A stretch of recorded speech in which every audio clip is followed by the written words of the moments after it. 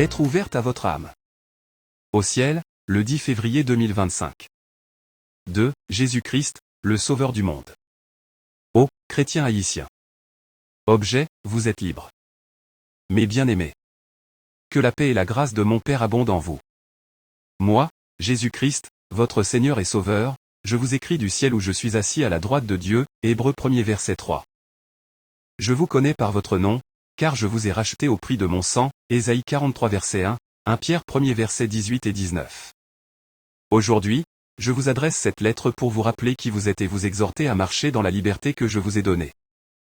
Je suis venu dans ce monde pour vous affranchir du péché et de la mort. Vous n'êtes plus esclaves, mais libres. Jean 8 verset 36. Pourtant, je vois que plusieurs d'entre vous vivent encore sous le joug de la peur, du désespoir et des chaînes de traditions humaines. Ne laissez personne vous ramener sous un esclavage que j'ai déjà brisé à la croix. Galates 5 verset 1.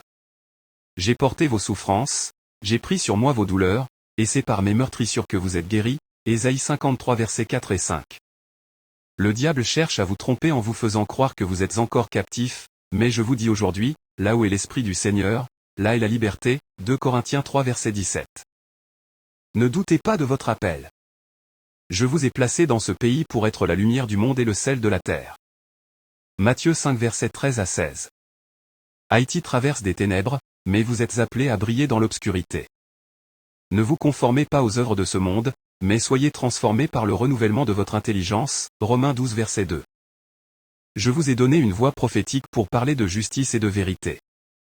Ne vous taisez pas devant l'injustice, la corruption et l'oppression. Défendez les veuves, les orphelins et les opprimés, car c'est ainsi que mon Père est glorifié. Ésaïe 1er verset 17, Proverbe 31 verset 8 et 9. Vous vivez sur la terre, mais votre véritable citoyenneté est dans les cieux, Philippiens 3 verset 20. Vous n'êtes pas défini par la situation économique, politique ou sociale de votre nation. Vous êtes mes ambassadeurs, 2 Corinthiens 5 verset 20, porteurs d'une espérance vivante. Ne laissez pas la peur de l'avenir vous paralyser. Souvenez-vous de ma promesse, je suis avec vous tous les jours, jusqu'à la fin du monde, Matthieu 28 verset 20. Même si tout s'écroule autour de vous, votre avenir est assuré en moi. Mon Église ne peut être détruite. Les portes du séjour des morts ne prévaudront pas contre elle, Matthieu 16 verset 18. Peu importe les persécutions, les épreuves et les oppressions, je suis avec vous. Si vous vous unissez dans la prière et l'obéissance à ma parole, vous verrez ma gloire se manifester en Haïti. Cherchez d'abord le royaume et ma justice, et tout le reste vous sera donné en plus, Matthieu 6 verset 33.